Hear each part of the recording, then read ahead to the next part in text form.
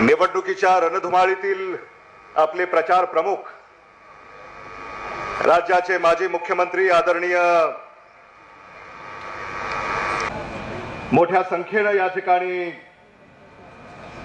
उपस्थित असलेले मतदार बंधू भगिनी, पत्रकार आणि माझ्या तरुण मित्रांनो,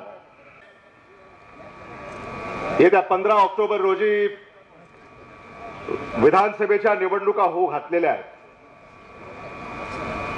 आणि आज आपल्या सगळ्यांच्या साक्षीनं तुळजापूरमध्ये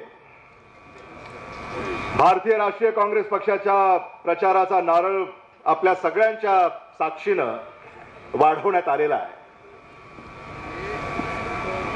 या महाराष्ट्र विधानसभेच्या निवडणुकीमध्ये आम्हाला सगळ्यांना पुन्हा एकदा भारतीय राष्ट्रीय काँग्रेस पक्षाचा तिरंगा या महाराष्ट्रावर फडकवायचा आहे। व्यासपीठाकडे पाहिल्यानंतर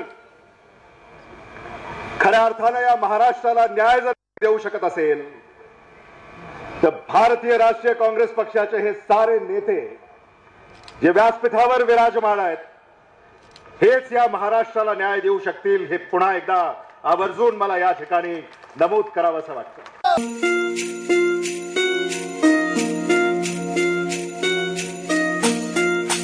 आता ही सगळी जबाबदारी मी तुमच्यावर सोपवतोय